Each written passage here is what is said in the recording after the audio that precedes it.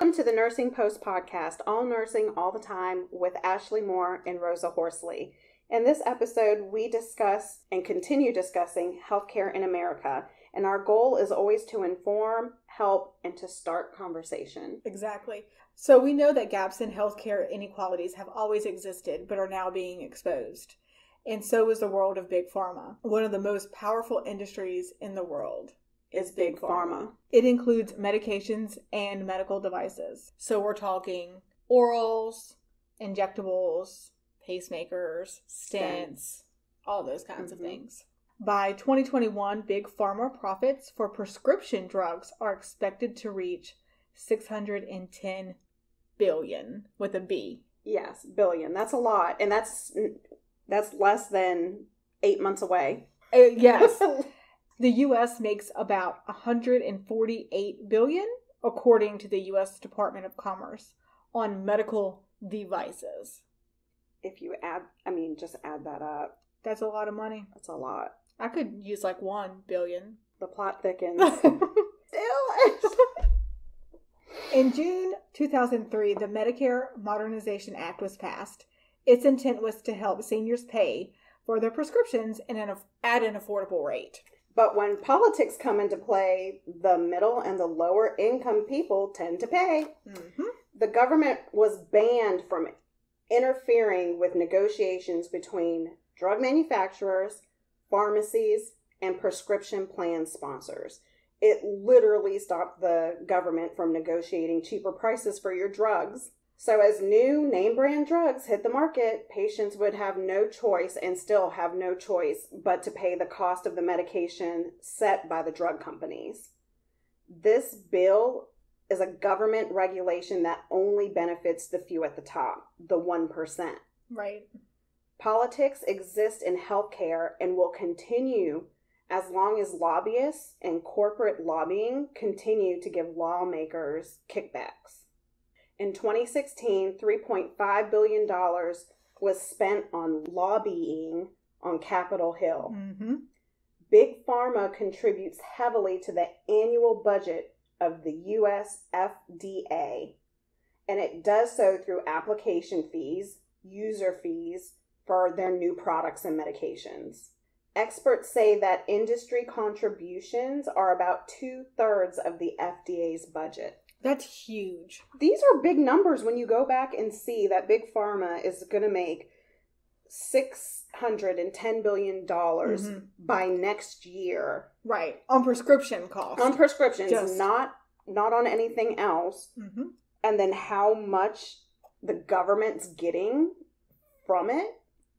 That's huge. Yes. The web we weave? How do you say that? Yes. Mm-hmm.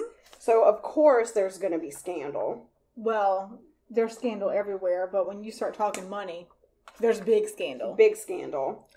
There were NSAID painkillers that were prescribed for arthritis pain, and the medical journal Lancet estimates that 88,000 Americans had heart attacks from taking a medication, and 38,000 of them died from this one NSAID. So one prescription. One prescription medication. And I know this medicine, and actually my mother was prescribed that medicine for her headaches. Well, it did great with GI. Mm-hmm. You know, when the study was done for the gastric enterologies and your intestines, you know, it didn't cause stomach upsets like the other NSAIDs on the market. So when this came along and it passed that test, everybody was like... so focused on the one that they were so excited because they finally thought they had a painkiller that people could take and it wouldn't cause, stomach issues. It did, just heart attacks. Something even bigger, right? We skipped straight from the stomach right to the heart. And it launched in 1999, sold billions of dollars, but the manufacturer had to recall the medication 5 years later because of the research that was coming out and the amount of heart attacks, strokes, and deaths. So 20 million Americans is estimated to have taken this medicine. Manufacturing companies were to pay back $4.85 billion to end thousands of lawsuits over this medicine. This is just one medicine, one issue. But if you're making $610 billion when you're thinking about $4.8 billion paying back in the lawsuit, it's really kind of a drop in the bucket to them. Oh, of course, because this is one drug, and they've already made money on this one drug because it probably cost them less than, I don't know, $3 to make, but then they, upmarked it and sold it for a lot more. The sad thing is, even though they're paying back the $4.85 billion, life is priceless. There will never be enough money for those 38,000 families that are suffering from that loss. Absolutely. So on to the opioid crisis, which has also been brought on by Big Pharma. Yes. Some 400,000 people have died of opioid overdoses nationally over the past 2 decades. That's almost 500,000 people. Yes. That's a lot of people. It is. According to the CDC, it's cost about $78.5 billion a year in healthcare, lost productivity, and involvement by the criminal justice system. Well, because people are addicted. Mm-hmm. And then they're out there doing whatever they can to get their next fix. Absolutely. And this with the pill mills. What is a pill mill, Ashley? So a pill mill is where doctors, providers, maybe it's a practitioner, but a provider who can write for a prescription is handing out these prescriptions over and over and over to patients and just having them come back in for appointments, every 4 to 6 weeks, and just consistently giving all this medicine to a plethora of patients. And then what happens is that news spreads, and then these places are packed with people that are coming in just to get their prescription for whatever narcotic that they're taking. And it just is a vicious cycle. Because now you're addicted to it. And you can't just stop it because it's an addiction. It's a physical addiction. And this epidemic began with the rampant overprescribing of painkillers. And that overuse was fueled. So when somebody has surgery, I know now in our state of Virginia, I think it's up to 14 days you can get of a prescription narcotic. And then after that, you're down to over-the-counter, non-narcotic pain medicine. And there has to be documentation, and you have to sign contracts. You have to have drug testing. There's a huge thing now that we have to do in Virginia, and I'm sure that's going to just spread out nationally. Oh, absolutely. And investigations have shown opioid makers routinely and knowingly misled the public about their products, and they played down the risk of addiction, insisting that their drugs were safe and, if anything, underutilized. Yeah, they were going back to the doctors and saying, you're not prescribing it enough. Like, studies showed that this is effective against pain, and your people are coming to you with pain, regardless if they had stubbed their toe or had surgery. They were prescribing narcotics. It's just too much. So marketing fraud has led to settled lawsuit settlements. Programs that increase access to methadone and buprenorphine are urgently needed. Right now, fewer than 20% of people struggling with opioid addiction are being provided with such treatments. The health department has also faced a perpetual shortage of overdose reversal medications, which can cost more than $100 a dose. And funds would be well spent on efforts to educate the public about and combating the stigma that surrounds addiction.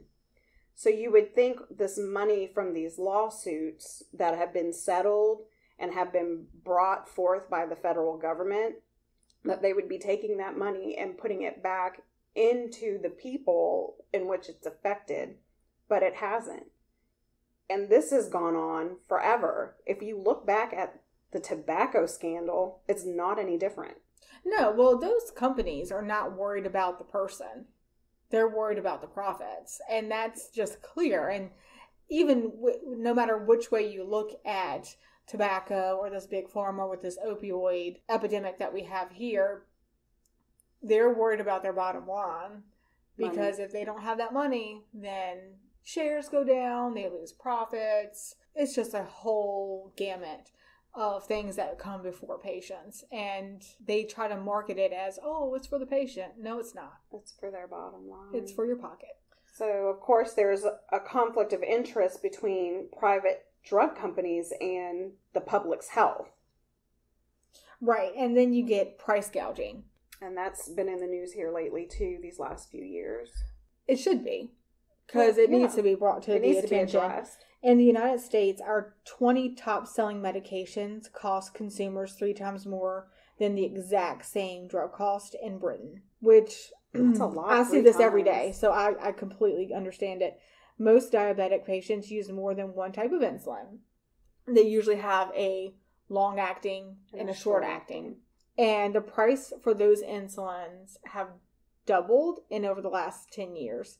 So you're looking a little over $2,800 to over $5,700. The price of to make the medicine didn't go up that much. Absolutely not. Maybe the amount of people who needed it. Well, sure. Obesity is on the rise. I can absolutely see that. But people have died due to not being able to afford these medications. For a diabetic, insulin is life-saving. Without it, they will die. Absolutely. There's no other way around it. And 1 in 4 patients have admitted to rationing their insulin and their food to try to help stretch. Try to stretch the insulin. Try to not make their pancreas work as hard when they're skipping meals. It's sad. It's awful. So in December, attorney generals in 20 states accused several generic drug makers, including 2 of the biggest, of engaging in price-fixing schemes in which executives coordinated informal gatherings through phone calls and text messages to fix prices. The cost to manufacture insulin is $6, but it's being sold for $350. And I have no problem with them making a profit. I don't think anybody has a problem with any industry making money. Absolutely we not. We all work to make money. You still make a profit. Let's say this cost me $6. Even if you sold it for $50, which, I mean, if you tell me you got it from $3.50 down to $50, I'd be happy. And you'd still be making $54 per person every month. It's crazy. I don't understand it. But the reason that they can do that is because there's no competition. With insulin, it's down to basically 3 manufacturers.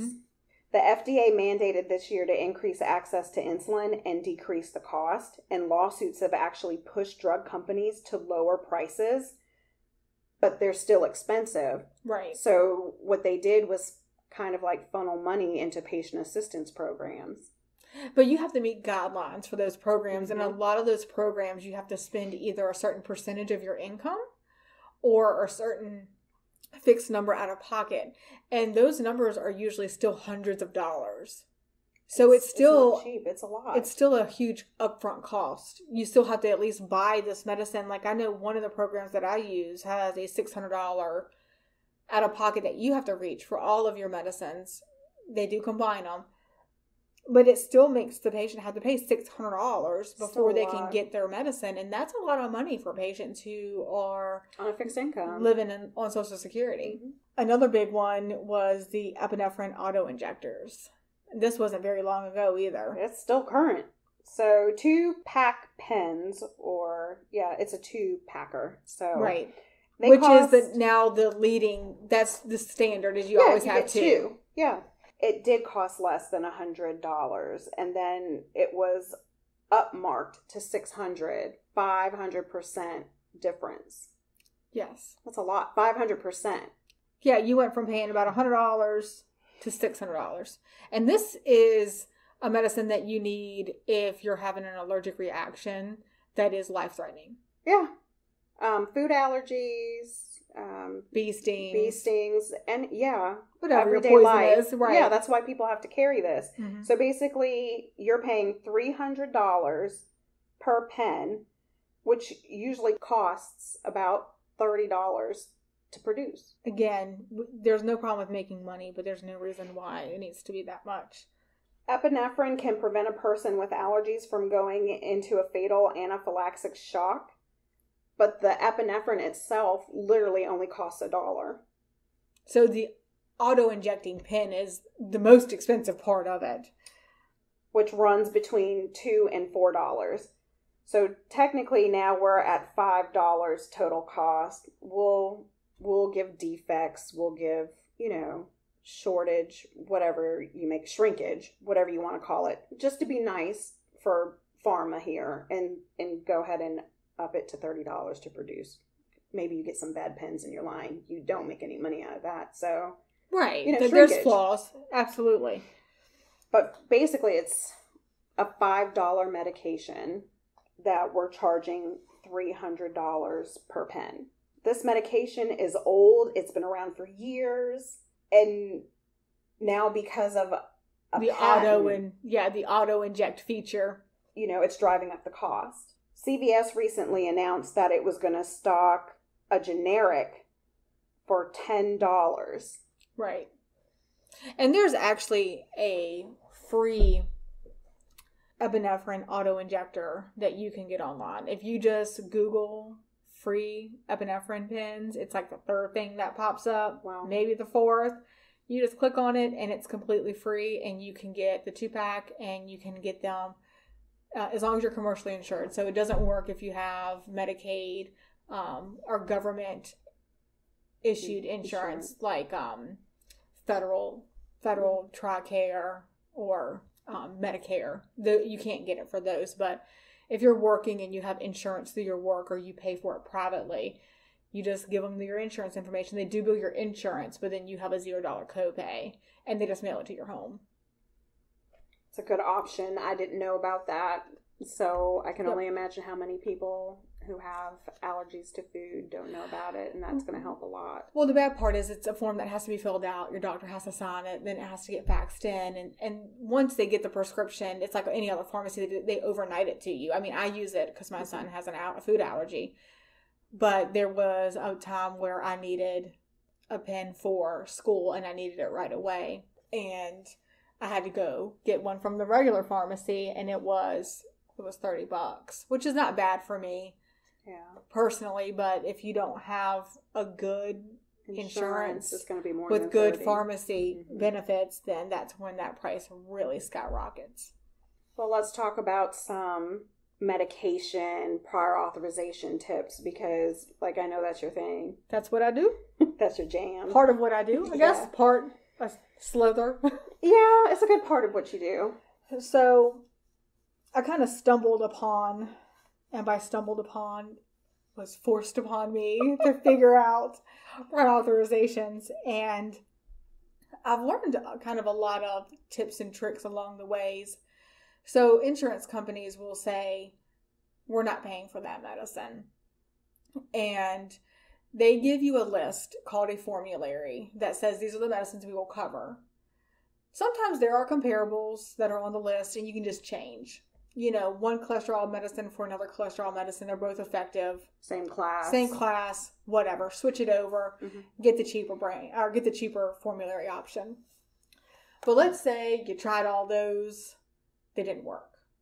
Or you're in a class of its own where there's nothing comparable to it. We have some medicines like that where I work. There's nothing comparable to it. So you can tell your insurance company, look, I need this medicine. Well, you don't. Your doctor's office would. Tell the insurance company, look, they can't use any other medicine because this is specific for this disease process and this is why. And get an approval. And what that does is it brings the cost down significantly because they actually are covering some of it.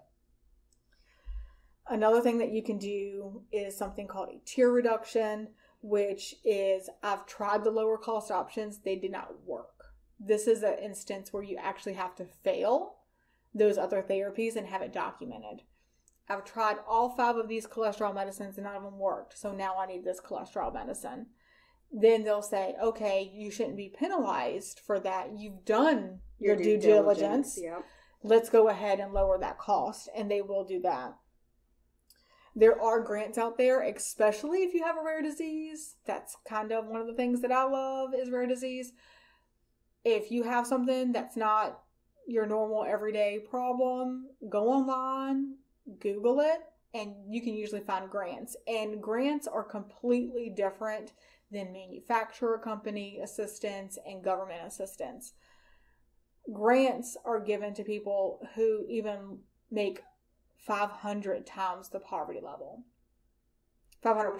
Mm-hmm. So I currently have a couple, 2 of them, they live together, and they were having a hard time finding coverage for a medicine. The medicine was $1,700 a month after insurance, and the insurance was paying a pretty good portion of that. And they made their gross was right around $95,000 a year, and we were able to find them a grant to cover that money. So, and that's just for 2 people. Yeah. So you have a lot more flexibility with grants. That's awesome. I didn't really know that you could apply for grants for medication. Yep. You hear about it linked to research, but not for patient assistance in regards to medicine.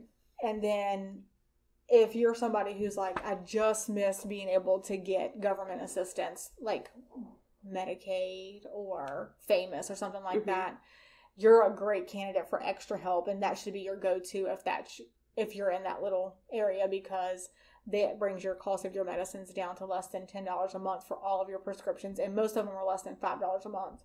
The ones that are over $5 a month are the ones like the specialty medicines. They're a whopping, I think it was $8.40 the last time I looked it up. Oh, wow.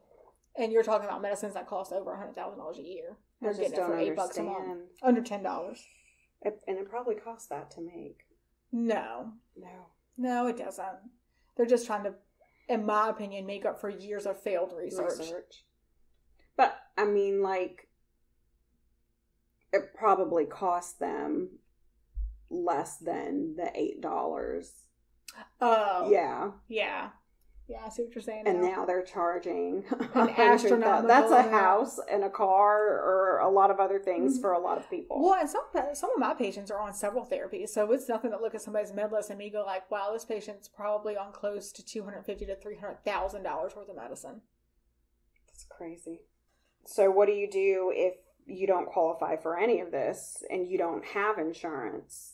If you don't have insurance, 2 of my go-tos are GoodRx. I love GoodRx. I personally use it. I have an app on my phone, and I am constantly giving the information to pharmacists for patients of mine, just because you can automatically compare. You put in it's a free app. You put in the drug name. It's easy to use. Your milligrams, how many pills you need a month, and it gives you a list of pharmacies and their pricing and their prices, so you know where the cheapest is. There's another one that's just come out that's like GoodRx. I haven't dove into it really, so I don't know if the prices are comparable, worse, better, but I know that I've had really good luck with that one specifically. And then the other thing is the $4 list, the tier, the $4 tier. And so I know Walmart had one, Kroger has one, CVS, I think, has a small one. And if that's all you can afford, then maybe taking that list of medicines with you to your doctor. I print it off for patients at work and say, here, what can you to give it to the doctor and say, will any of these work? Absolutely. I mean, $4 is a lot better than... And I think most of those $4, you can get a 90-day for $10. So you could even save even more money. So there are options. You just have to know about them. And that's one of the reasons why, we want to do this podcast, because there are a lot of people right now who have lost their job.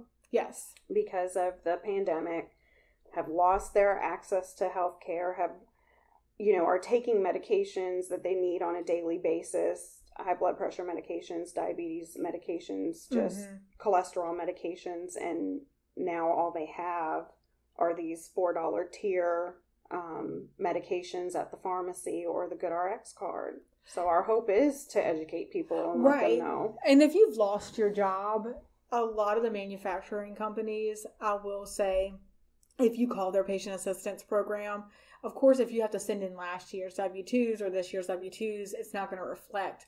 But a lot of times if you write a letter and you sign it stating that you've lost your job, you've lost that income, they will actually take that. I've had patients do that. So with the different health access and insurances around the world, where would you say America stacks up in that? We spend more than just about everyone else, but we have worse outcomes, which is kind of sad. We're really good at spending money. That's evident. That's kind of sad to me. If we're spending all this money, why aren't we having a little bit better outcomes? If we have all this fancy machinery, all these great medicines that people can't afford, that's probably why we have worse outcomes.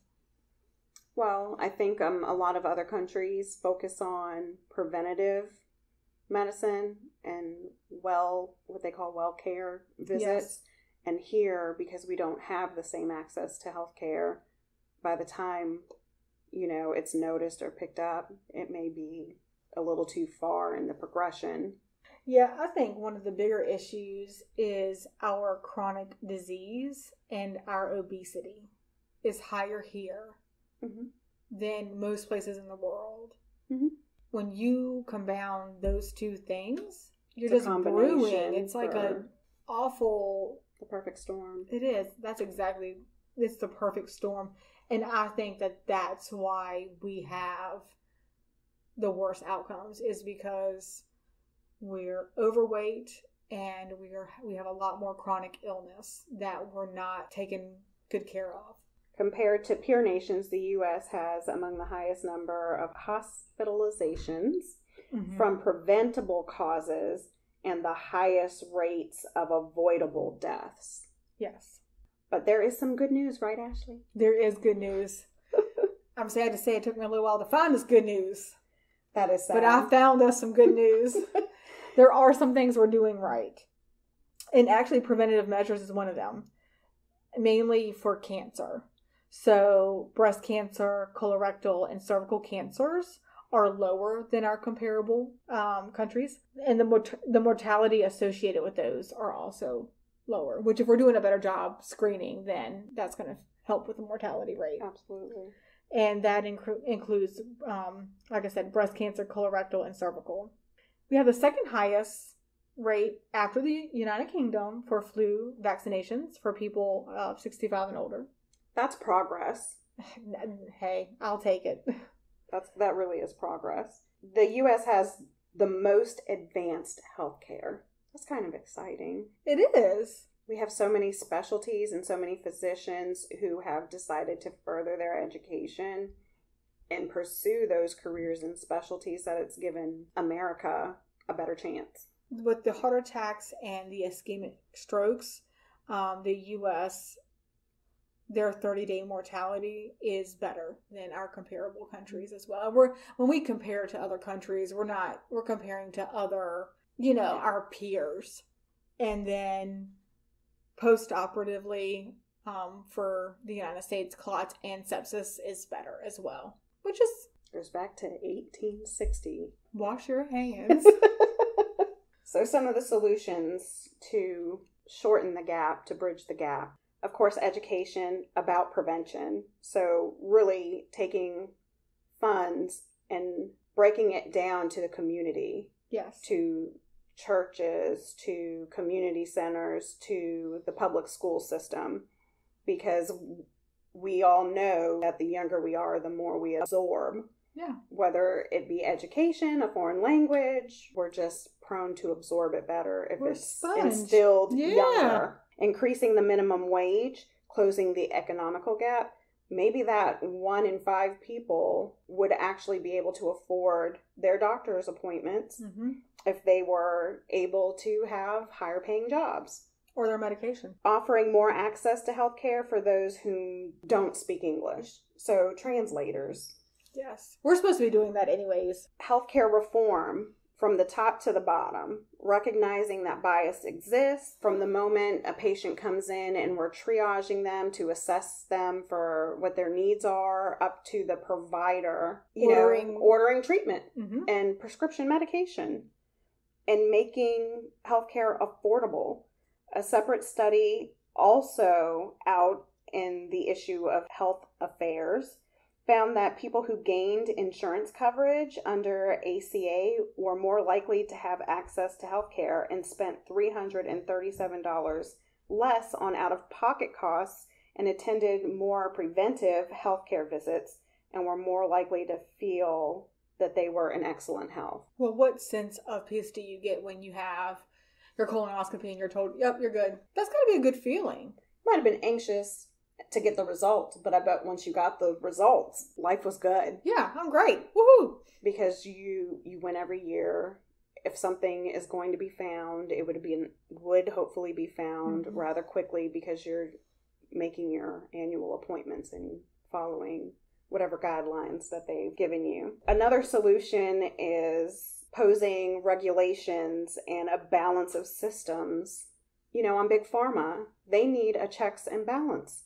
Just like our government and our president has a checks and balances, Big Pharma needs one. That. Exactly. So we need price transparency, which was something that this current president has suggested and is currently working towards. So when you turn on the TV and you see a commercial for, I don't know, overactive bladder, and they're living their best life jogging down the street without any leakage, you can know exactly how much that medicine cost and how much the drug company is trying to charge you for it. I think lot of people... That's powerful. Yeah, well, at that point, when you have to put it out there like that, you tend to be like, well... why am I paying so much? People start asking questions. That's right. I would. I know I would. So drug makers do a lot of good. They provide medications to treat illnesses and diseases, and they provide vaccines and fund research for cures. Yeah. The issue is that while they're investing so much into making new groundbreaking medications, we feel as though Big Pharma's interest to invest that same amount of money in education and prevention is not going to happen because that would hurt their bottom line. What's in it for them? They fix all the problems and there's no one to take their medicine. Absolutely. That's the goal. As always, we will link our references to our website, www.thenursingpostpodcast.com. Be sure to subscribe to our podcast, and you can always follow us on Facebook, Twitter, Instagram, and YouTube. Thanks for listening to The Nursing Post.